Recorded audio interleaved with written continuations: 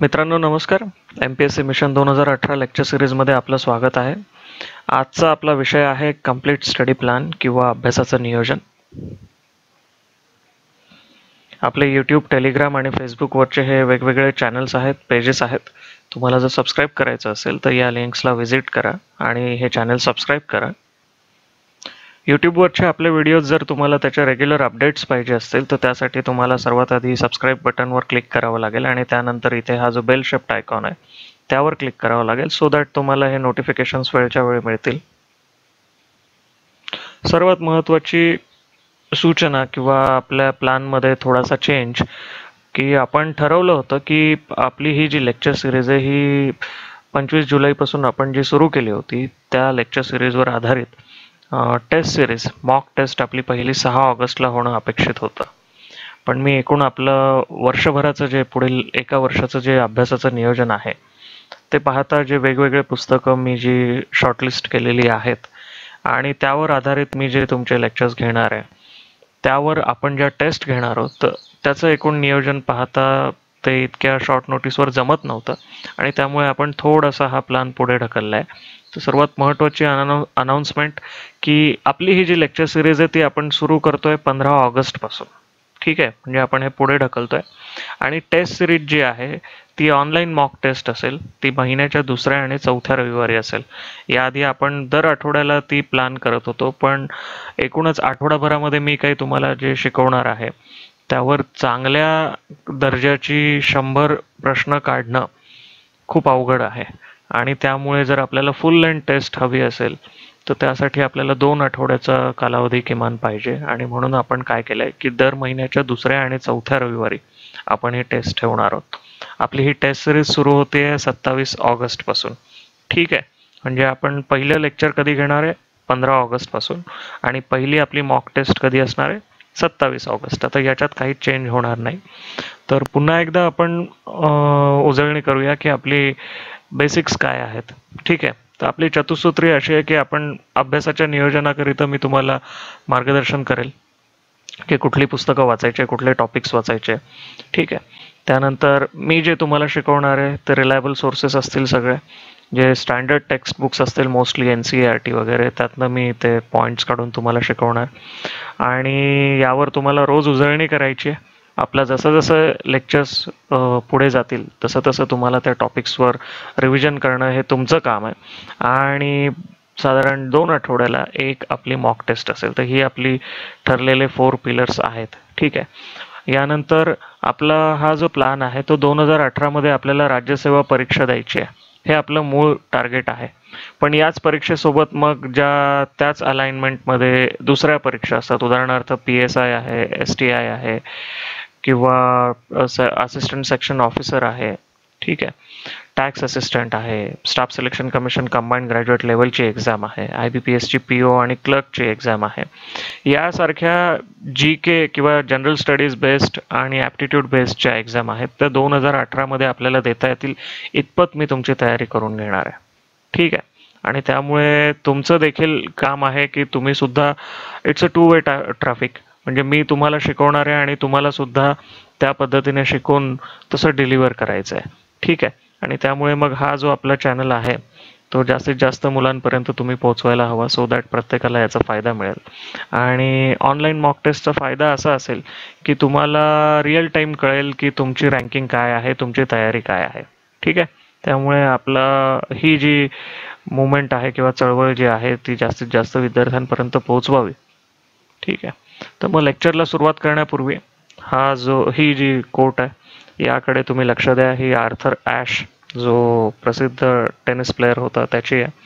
Success is a journey not a destination, the doing is often more important than the outcome. म्हणजे काय, वर्षभरामध्ये आपण ही जी तयारी करणार आहोत ही तयारी आपल्याला एन्जॉय करायची आहे. ठीक आहे, हे काही बर्डन नाही आहे किंवा प्रेशर नाही आहे.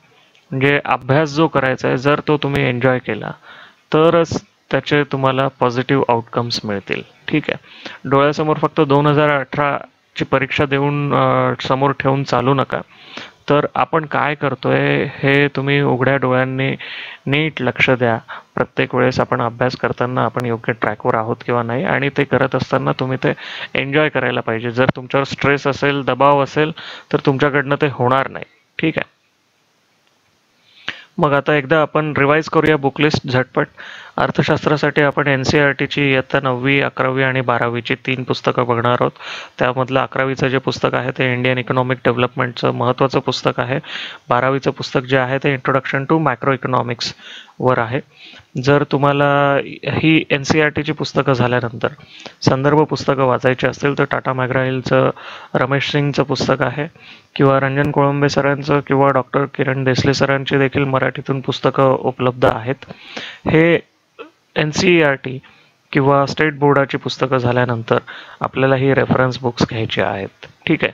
त्यामुळे एक गोष्ट लक्षात घ्या की इथे जी आपण पुस्तकांची यादी मी तुम्हाला दाखवतोय त्या यादीमधली स्टँडर्ड पुस्तकं किंवा टेक्स्ट बुक्स जी आहेत NCERT किंवा स्टेट बोर्डाची, ती आधी तुम्ही घ्या, आणि जी रेफरन्स बुक्स आहेत ती स्टँडर्ड बुक्स वाचून झाल्यानंतर विकत घ्या. सर्व पुस्तकं एकत्र विकत घेण्याची घाई करू नका. आपण काही रजनीकांत नाही आहे एका वेळेस 10 पुस्तकं वाचायला. ठीक आहे. याशिवाय आपल्याला इकॉनॉमिक सर्वे ऑफ इंडिया किंवा इंडिया इयरबुक सुद्धा वाचायचं आहे, पण ते वर्षाच्या शेवटी डिसेंबरमध्ये जेव्हा इंडिया इयरबुक पब्लिश होईल तेव्हा इंडिया इयरबुक आपल्याला विकत घ्यायचं आहे. आणि इकॉनॉमिक सर्वे ऑफ इंडिया किंवा इकॉनॉमिक सर्वे ऑफ महाराष्ट्र हा सुद्धा मार्चमध्ये पब्लिश होतो, तेव्हा आपल्याला तो प्रिंटआउट काढायचा आहे. पण चालू वर्षाचा जो मार्चमध्ये पब्लिश झालेला आहे इकॉनॉमिक सर्वे, तो सुद्धा तुम्ही सॉफ्ट कॉपीमध्ये वाचायला हळूहळू सुरुवात करा, म्हणजे जेणेकरून तुम्हाला कल्पना येईल की त्यामध्ये कुठल्या प्रकारचे चॅप्टर्स, आकडेवारी आणि माहिती असते. ठीक आहे. भूगोलात पुन्हा NCERTचं प्राकृतिक भूगोलासाठी तुम्हाला 6वी, 7वी आणि 8वी आणि 11वी हे 4 इयत्तांची पुस्तकं तुम्हाला वाचायची आहेत. 6वीच्या पुस्तकाचं नाव अर्थ अवर हॅबिटॅट, 7वीचं अवर एन्व्हायरमेंट, 8वीचं रिसोर्सेस अँड डेव्हलपमेंट आणि 11वीचं फंडामेंटल्स ऑफ फिजिकल जॉग्राफी, असे हे 4 पुस्तकं आहेत, जेणेकरून तुमचं फिजिकल जॉग्राफी किंवा जिओमॉर्फॉलॉजी, प्राकृतिक भूगोलाचा तुमचा अभ्यास त्यातनं होईल. ठीक आहे. मानवी भूगोल जो आहे त्यासाठी तुम्हाला इयत्ता 12वीचं फंडामेंटल्स ऑफ ह्युमन जॉग्राफी आणि भारताच्या भूगोलासाठी इयत्ता 9वीचं कंटेम्पररी इंडिया पार्ट 1 आणि 11वीचं इंडिया फिजिकल एन्व्हायरमेंट, ही 2 पुस्तकं. अशा प्रकारे तुम्हाला NCERTमधनं हा सिलेबस कंप्लीट होईल. पण आपल्याला MPSCची जर राज्यसेवा परीक्षा द्यायची तर त्यात महाराष्ट्राचा भूगोल सुद्धा आहे, आणि त्याचं मात्र NCERTकडे सोल्युशन नाही आहे. त्यासाठी आपल्याला स्टेट बोर्डाची पुस्तकं काही वाचावी लागतील. जर तुम्हाला महाराष्ट्राच्या भूगोलाचा अभ्यास करायचा असेल तर इयत्ता 9वीचं पुस्तक, भारताच्या भूगोलाचा अभ्यास करायचा असेल तर इयत्ता 10वीचं पुस्तक, आणि जगाचा भूगोल किंवा फिजिओग्राफीचा जर अभ्यास करायचा असेल तर इयत्ता 11वीचं पुस्तक, ही 3 पुस्तकं पुरेशी आहेत. ठीक आहे. याशिवाय संदर्भ पुस्तकांमध्ये प्रायव्हेट पब्लिकेशनची जर तुम्हाला पुस्तकं वाचायची असतील ही वाचून झाल्यानंतर, तर GC लिऑंगचं पुस्तक आहे certificate physical and human geography, आणि सुमंत सोळंके यांचं सुद्धा पुस्तक आहे मराठीतून ज्ञानदीप पब्लिकेशनचं, ते सुद्धा तुम्ही वाचू शकता. ठीक आहे. आता ही ऑप्शनमध्ये पुस्तकं आहेत, त्यामुळे पुस्तकं वाचताना एक गोष्ट लक्षात घ्या की आपल्याला आधी फंडामेंटल्स क्लिअर करायचे आहेत. NCERT आणि स्टेट बोर्ड ही पुस्तकं आधी वाचायची आहेत आणि मग संदर्भ पुस्तकांकडे आपल्याला वळायचं आहे. ठीक आहे. इतिहासासाठी प्राचीन भारताचा इतिहास, मध्ययुगीन भारताचा इतिहास आणि आधुनिक भारताचा इतिहास, असे 3 भाग पडतात.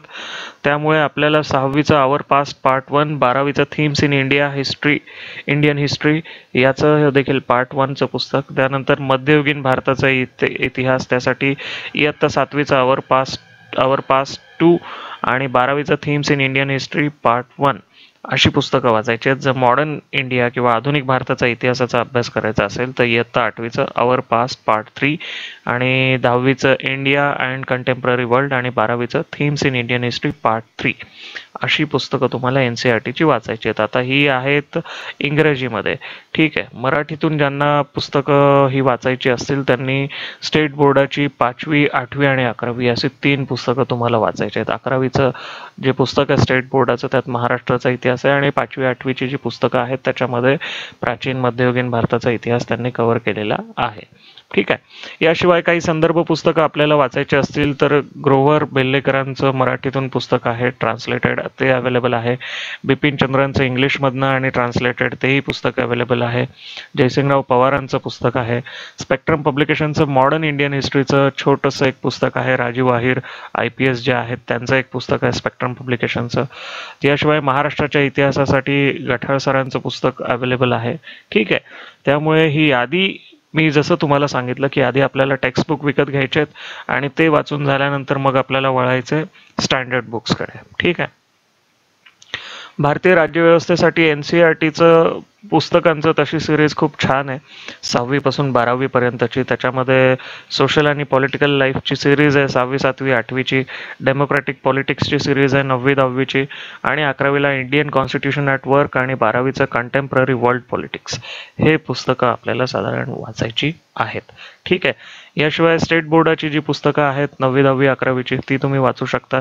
संदर्भ पुस्तकांमध्ये जर तुम्ही इंग्रजी मीडियममध्ये कम्फर्टेबल असाल तर लक्ष्मीकांत सारखं चांगलं पुस्तक कुठलंच नाही. मुख्य परीक्षेतील सुद्धा 150 पैकी 110 मार्क्स साधारणपणे या पुस्तकातनं कव्हर होतात. आणि आता मला वाटतं सागर पब्लिकेशनने लक्ष्मीकांत सरांचं हे पुस्तक भाषांतर करून आणलेलं आहे मराठीत सुद्धा. याला पर्याय आहे, रंजन कोळंबे सरांचं मराठीतून पुस्तक आहे अवेलेबल. आणि मुख्य परीक्षेची जेव्हा आपण तयारी करणार आहोत तेव्हा त्यामध्ये आपल्याला काही पुस्तकं काही जे कायदे अभ्यासायचे आहेत त्यासाठी युनिक पब्लिकेशनचं सुद्धा एक पुस्तक अवेलेबल आहे मुख्य परीक्षेसाठी. पण ही पुस्तकं आपल्याला नंतर घ्यायची आहेत, कोळंबे सरांचं किंवा युनिकचं. पण लक्ष्मीकांतचं जे पुस्तक आहे ते तुम्ही पहिल्या दिवसापासून वाचायला सुरुवात जर केली तर खूपच तुम्हाला त्याचा फायदा होईल. ठीक आहे. विज्ञानासाठी जनरल सायन्सची आपल्याला पुस्तकं जी वापरायची आहेत NCERTची इयत्ता 6वी पासून ते 10वी पर्यंतची वापरायची आहेत. ही सर्व पुस्तकं वाचायची आहेत. याशिवाय आपल्याला जेव्हा एन्व्हायरमेंट आणि इकॉलॉजी या विषयाचा आपण अभ्यास करू तेव्हा इयत्ता 11वीचं NCERTचं केमिस्ट्रीचं चॅप्टर 16वा आणि 12वीचं बायोलॉजीचं चॅप्टर 1 ते 7 असे हे 7 धडे आपल्याला वाचायचे आहेत. ते युनिट 5 आणि 6 मध्ये दिलेले आहेत.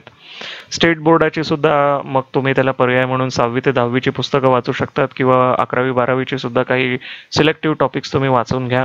याशिवाय रंजन कोळंबे सरांचं पुस्तक आहे विज्ञान आणि तंत्रज्ञानावर, अत्यंत सुटसुटीत ते पुस्तक आहे. ठीक आहे. तर आता आपल्याला ही पुस्तकांची यादी आपण रिवाईज केली जी आपण आधी सुद्धा सेपरेट लेक्चर्स घेतले होते. पण एकूणच आपल्याला वर्षभरात साधारणपणे कुठले सोर्सेस वापरायचे आहेत, रिसोर्सेस वापरायचे आहेत याचं चित्र तुमच्या डोळ्यासमोर निर्माण व्हावं म्हणून पुन्हा एकदा आपण त्या 5 स्लाइड्स याच्यामध्ये इन्क्लूड केल्या होत्या. ठीक आहे. तर मग वर्षभरात आपल्याला काय करायचं आहे तर सगळ्यात महत्त्वाचं आहे की तुमची कमिटमेंट. ठीक आहे. MPSC असो की UPSC असो की स्टाफ सिलेक्शन कमिशनची कंबाईंड ग्रॅज्युएट लेवलसारखी एक्झाम असो, यामध्ये साधारणपणे तुमचा जो प्रवास आहे पूर्व परीक्षेपासून ते मुख्य परीक्षा आणि मुख्य परीक्षेपासून ते इंटरव्ह्यूपर्यंत आणि इंटरव्ह्यूपासून रिझल्ट लागण्यापर्यंतचा हा जो टप्पा आहे, 3 टप्पे जे आहेत साधारणपणे यामध्ये तुमचं पेशन्स सगळ्यात आधी चेक केलं जातं. म्हणजे तुम्हाला सतत तुमच्यामध्ये इम्प्रूव्हमेंट आणावी लागते प्रत्येक टप्प्यासाठी. पूर्व परीक्षेमध्ये कटथ्रोट कॉम्पिटिशन असते, मुख्य परीक्षेसाठी तुम्हाला क्वालिफाय व्हायचं असतं. त्यामुळे तिथे क्वालिफाय होणं हा तुमचा सगळ्यात आधी प्रायोरिटीचा इश्यू असतो. तुमचं प्राधान्य कशाला हवं आहे? क्वालिफाय होण्यासाठी. मुख्य परीक्षेपासून मात्र तुमचे मार्क्स जे आहेत ते मेरिटमध्ये काउंट होतात आणि त्यामुळे जास्तीत जास्त चांगले मार्क्स कसे स्कोर करता येईल इथे तुमचं लक्ष फोकस करावं लागतं. आणि त्यामुळे प्रत्येक टप्प्याला तुम्हाला वेगळी स्ट्रॅटेजी वापरावी लागते, परंतु ही इंटिग्रेटेड अप्रोच याच्यामध्ये असतो. म्हणजे पूर्व परीक्षेपासूनच तुम्ही तुमच्या व्यक्तिमत्वामध्ये काही पॉझिटिव्ह चेंजेस आणावे लागतात जेणेकरून इंटरव्ह्यूच्या वेळेस तुम्हाला काही विशेष परिश्रम न घेता तुमची जी पर्सनॅलिटी टेस्ट आहे ती चांगल्या प्रकारे तुम्हाला देता येते. पण आपण काय करतो, आपण एका वेळेस फक्त एका टप्प्याचा विचार करतो, पूर्व परीक्षा, मुख्य परीक्षा किंवा मुलाखत, आणि मग त्यामुळे रिझल्ट येताना हाती डिसअपॉइंटमेंट लागण्याची शक्यता असते. आणि त्यामुळे आजपासूनच आपण जेव्हा लक्ष इथे देऊ या प्रोजेक्टकडे तेव्हा तुम्ही एक गोष्ट लक्षात ठेवा की इथे सक्सेस आपल्याला दिसतंय. 2018ची आपली ही जी परीक्षा आहे त्याचा एंड रिझल्ट पॉझिटिव्ह आपल्या बाजूने लागलाय असं आपण कल्पना करूया. पण तिथे पोहोचण्यापूर्वी आपल्याला कुठले टप्पे वेगवेगळे पार पाडायचे आहेत तर ते इथे मेन्शन केलेले आहेत, की सगळ्यात आधी आपल्याला विचार करावा लागेल की 2018ची परीक्षा आहे त्याचं नियोजन आपण काय करणार आहोत. त्या नियोजनासाठी आपल्याला ॲनालिसिस करावं लागेल. मी जसं सांगितलं की सिलेबस, मागच्या वर्षाचे क्वेश्चन पेपर्स, मग त्यातले महत्त्वाचे टॉपिक आयडेंटिफाय करणं, पुस्तकांची निवड करणं. ठीक आहे. मग त्याच्यानंतर प्लॅनिंगचा विषय येतो. मग पुस्तकांची निवड केली तुम्ही, मग तुम्हाला शेड्यूल आखावं लागेल, टाइम टेबल आखावं लागेल. तुम्हाला मग प्रयत्न करावे लागतील. रिव्हिजन आहे किंवा मॉक टेस्ट आहेत. ठीक आहे. त्यानंतर ही जी प्रोसेस आहे ही तुम्हाला सतत करावी लागणार आहे वर्षभर. ठीक आहे. म्हणजे असं नाही की तुम्ही एक दिवस केलं, खूप चांगला अभ्यास केला, दुसऱ्या दिवशी काहीच केलं नाही, किंवा परीक्षेच्या आधी फक्त जेमतेम 8-10 दिवस तुम्ही अभ्यास केला. ही काही तुमची ग्रॅज्युएशनची युनिव्हर्सिटीची परीक्षा नाही आहे की परीक्षेच्या आदल्या दिवशीच फक्त तुम्ही अभ्यास केला आणि पास झाला. ठीक आहे. सतत कन्सिस्टंटली तुम्हाला प्रयत्न करत राहायचं आहे. ठीक आहे. गोल सेटिंग प्रोसेस किंवा व्हिज्युअलायझेशनच्या या दोन एक उदाहरणासाठी तुम्हाला मी इथे दोन हे चित्र इथे टाकलेले आहेत. यातलं हे गोल सेटिंग प्रोसेसची जी फ्लो चार्ट आहे तो आपण डिस्कस करूया. की सगळ्यात महत्त्वाचं तुम्हाला काय हवं आहे ते तुम्ही लिहून काढा. ठीक आहे. तर सगळ्यात महत्त्वाचं, सगळ्यात आपला जो ब्रॉड गोल आहे किंवा अंतिम आपलं ध्येय आहे ते समजा 2018ची आपली राज्यसेवा परीक्षा आहे. ठीक आहे. मग त्याच्यासाठी आपल्याला ते लिहून काढावं लागेल की मला राज्यसेवा परीक्षा 2018 द्यायची आहे. चांगल्या मार्कांनी मला ती परीक्षा पास व्हायचं आहे आणि मला वर्ग 1 अधिकाऱ्याची पोस्ट मिळवायची आहे. त्यात तुम्ही आणखी स्पेसिफिक असू शकता की मला डेप्युटी कलेक्टरची पोस्ट पाहिजे किंवा असिस्टंट कमिशनर ऑफ स्टेट टॅक्सची पोस्ट पाहिजे. But that is not in your hands, कारण ॲडव्हर्टिजमेंट जे आहे ते आयोग काढतो. ठीक आहे. त्यामुळे तुम्हाला काय ठरवायचं आहे की तुम्हाला वर्ग 1 अधिकाऱ्याची पोस्ट हवी आहे. ठीक आहे. त्यानंतर सगळ्यात महत्त्वाचं, हा जो आपला मोठा गोल होता, सगळ्यात महत्त्वाचं जे ध्येय होतं त्याचं आपल्याला मिड टर्म आणि शॉर्ट टर्म गोल्समध्ये आपल्याला त्याचं ब्रेकअप करावं लागेल. म्हणजे वर्षभराचं नियोजन आपण अभ्यासाचं करणार आहोत, तसंच आपल्याला महिन्याचं नियोजन करावं लागेल, आठवड्याचं नियोजन करावं लागेल, दिवसाचं नियोजन करावं लागेल. ठीक आहे. हे सगळ्यात महत्त्वाचं आहे. आणि दिवसाचं नियोजन करताना आपल्याला ते टास्क ठरवून घ्यावे लागतील की आपल्याला कसला कसला अभ्यास करायचा आहे. ठीक आहे. त्यानंतर मोटिवेशन हे अत्यंत महत्त्वाचं आहे. वर्षभर तुम्ही 24 तास अगदी पॉझिटिव्ह किंवा मोटिवेटेड असालच याची खात्री नाही, कारण आपलं आयुष्य असं असतं की त्यात अनेक चढउतार असतात. कुठल्याही कंटिंजन्सीज, इमर्जन्सीज येऊ शकतात. तुम्हाला स्वतःला उदासवाणं वाटू शकतं, डिप्रेस होऊ शकता. तुम्हाला कदाचित असं वाटेल की आपण हे जे करतोय हे आपल्याकडनं होईल किंवा न होईल. त्यामुळे you need to motivate yourself every single time. जेव्हा जेव्हा तुम्हाला असं वाटेल तेव्हा तेव्हा तुम्ही स्वतःला मोटिवेट करायला पाहिजे. त्यासाठी सगळ्यात महत्त्वाचं आहे की तुम्ही इन्स्पिरेशनल काही चांगली जी पुस्तकं आहेत सेल्फ हेल्प ती वाचावीत असं माझं म्हणणं आहे. पण यावरही तुम्हाला आणखी काही वेगवेगळे याच्यावर जर का उपाय असतील तर ते तुम्ही करू शकता. तुम्हाला जर का एखादी मूवी बघून किंवा बाहेर फिरायला जाऊन जर का मोटिवेट स्वतःला करता येत असेल किंवा रिफ्रेश करता येत असेल तर तेही तुम्ही करू शकता. आणि व्हिज्युअलाइज इट. सगळ्यात महत्त्वाचं की तुम्हाला रोज तुमचं जे अंतिम ध्येय आहे ते तुमच्या डोळ्यासमोर आणायचं आहे आणि मगच तुमच्या दिवसाची सुरुवात तुम्हाला करायची आहे. ठीक आहे. आणि व्हिज्युअलायझेशनच्या काय टेक्निक्स आहेत हे इथे आपण लिहिलेलं आहे, त्याच्यावर मी जास्त वेळ वाया घालवणार नाही. तुम्ही ही स्क्रीन पॉज करून पाहू शकता. ठीक आहे. मग हा जो प्रवास आहे या प्रवासाला सुरुवात करण्यापूर्वी तुम्ही स्वतःला ही काही प्रश्न विचारायचे आहेत. कारण MPSCची परीक्षा दरवर्षी लाखो मुलं देतात, परंतु ती परीक्षा पास होणारे ही हाताच्या बोटावर मोजण्या इतके असतात. ठीक आहे. आणि त्यातही पहिल्या अटेम्प्टमध्ये पास होणारी मुलं कमी असतात. याचा अर्थ तुम्हाला सतत प्रयत्न करावा लागतो. आणि त्यामुळे मी तुम्हाला अंधारात नाही ठेवणार. जर तुम्ही कॅपेबल असाल, तुम्ही एक विशिष्ट जी लेवल आहे अंडरस्टँडिंग किंवा कॉम्प्रिहेन्शनची ती जर तुम्ही अचीव केली असेल तरच या परीक्षेला तुम्ही सामोरं जा असं मी म्हणेल. कारण लाखांमधनं जर का जेमतेम 100-200 मुलं निवडले जाणार असतील तर उरलेल्या 99,900 मुलांचं काय. तर सगळ्यात महत्त्वाचं आपल्याकडे प्लॅन बी सुद्धा तयार असायला पाहिजे. मला म्हणजे मी बिलकुल या गोष्टीची ॲडव्होकसी करणार नाही की MPSCचा अभ्यास हा पंचवार्षिक योजनेसारखा असावा की या वर्षी नाही तर पुढल्या वर्षी, पुढल्या वर्षी नाही तर पुढल्या वर्षी, आणि असं हे 5-6 वर्ष चालू आहे. नाही, तुमच्या आईवडिलांची तुमच्याबद्दल काही स्वप्न असतात त्यांनी उरी बाळगलेली, त्यामुळे ते तुमच्यावर खर्च आणि वेळ या दोन्ही गोष्टी देत असतात. तर ते तुम्ही असे उडवायला नको. त्यांचे जे एफर्ट्स आहेत असे हवेत तुम्ही उडवायला नको असं मला वाटतं. आणि त्याहूनही महत्त्वाचं हे तुमचं आयुष्य आहे. तुमचं ग्रॅज्युएशन 21व्या-22व्या वर्षी झालं तर वय वर्ष 30 पर्यंतचा तुमचा हा अत्यंत महत्त्वाचा उमेदीचा काळ असतो. तो तुम्ही असा स्पॉईल करायला नको. असं भरकटलेलं आयुष्य नसावं असं मला वाटतं. आणि त्यामुळे हे जे काही तुम्ही एफर्ट्स देणार आहेत ते अगदी फोकस असावा असं मला वाटतं वर्षभर. ठीक आहे. त्यामुळे स्वतःला काही प्रश्न विचारा की आपल्याला वर्षभरात अभ्यास किती करायचा आहे. ठीक आहे. त्यासाठी आपल्या हातात पुरेसा वेळ आहे का. आपण पूर्ण वेळ जर का अभ्यास करणार आहोत तर मग तर काही अडचणच नाही. पण काही मुलं जे जॉब करून अभ्यास करणार आहेत त्यांनी देखील घाबरायची काही गरज नाही आहे. कारण वर्षभरामध्ये तुम्ही जॉब देखील जरी करत असाल तरी सकाळ 2 तास आणि संध्याकाळी 2 तास किंवा दिवसभरातले 3 ते 4 तास जर तुम्ही देऊ शकत असाल तर मला असं वाटतं की 1 वर्षाचा कालावधी पुरेसा आहे. ठीक आहे. त्यासाठी तुम्ही अभ्यासाची प्लॅनिंग केलेली आहे का, नियोजन केलं आहे का, आकस्मिक गोष्टींसाठी काही वेळ काढून ठेवला आहे का. म्हणजे ज्या काही इमर्जन्सीज किंवा कंटिंजन्सीज येतील, कोणाचं लग्न असेल किंवा कोणाच्या घरी काही ॲक्सिडेंट झाला किंवा काहीही झालं की जेणेकरून तुमचा जो रेग्युलर अभ्यासाचा जो तुमचा मोमेंटम आहे ते कुठेतरी तुटेल आणि 1-2 दिवस, आठवडा 2 आठवडे तुम्हाला द्यावे लागतील अभ्यास सोडून इतर गोष्टींसाठी. तर मग त्या कंटिंजन्सीज तुम्ही अँटिसिपेट केलेल्या आहेत का. उजळणी आणि सरावाचं काय नियोजन आहे. म्हणजे तुम्ही रेग्युलर रिव्हिजन करतात का. सगळ्यात महत्त्वाचं, ज्या दिवशी तुम्ही एखादा टॉपिक वाचाल किंवा लेक्चर ऐकाल त्या टॉपिकची त्याच दिवशी रिव्हिजन करण्याचा प्रयत्न करा. कारण आपलं जे रिटेन्शन असतं ते इरोड होत जातं. म्हणजे आज मी तुम्हाला एखादा टॉपिक शिकवला आणि तुम्ही आठवडाभर तो टॉपिक वाचलाच नाही आणि 7-8 दिवसांनी वाचायला घेतला तर तो पूर्ण टॉपिक तुम्हाला नवा वाटेल. ठीक आहे.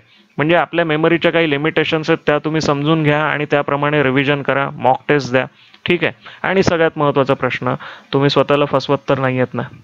MPSCची परीक्षा द्यायची आहे हे तुम्हाला मनातून आतून वाटतंय, पण त्यासाठी तुम्ही तयार आहात का. तुमचा अभ्यास पुरेसा आहे का, की तुमच्या पालकांनी सांगितलं, मित्रांनी सांगितलं किंवा इतर मित्र करतायत म्हणून आपण करतोय. असं करू नका, स्वतःला फसवू नका. ठीक आहे. हे प्रत्येकाला माहीत असतं की आपण कॅपेबल आहोत किंवा नाही. ठीक आहे. मग आता अभ्यासाची रणनीती काय असावी. तर आपल्याला वर्ग 1 अधिकारी व्हायचं आहे, पण त्यासाठी आपल्याला पूर्व, मुख्य आणि मुलाखत या 3 टप्प्यातून जायचं आहे. आणि हे 3ही टप्प्यांमध्ये आपल्याला प्रत्येक वेळेस आपली सर्वोत्कृष्ट कामगिरी जी आहे ती करायची आहे. ठीक आहे. आणि त्यामुळे हा जो प्रवास आहे हा तुमचा पूर्ण व्यक्तिमत्व विकासाचा प्रवास आहे, पूर्वपासून मुलाखतपर्यंत. त्यासाठी तुम्हाला तुमची पर्सनॅलिटी जर ग्रूम करायची असेल तर अवांतर वाचन सुद्धा तितकंच हवं आहे. पेपर वाचताना एडिटोरियल, अर्थ वृत्तांत वगैरे सारख्या पुरवण्या या तुम्ही बारीक अगदी काळजीपूर्वक वाचायला हव्यात. ठीक आहे. याशिवाय तुम्हाला या गोष्टी करत असताना तुमची शारीरिक आणि मानसिक कणखरता ही सुद्धा तितकीच महत्त्वाची आहे. ठीक आहे.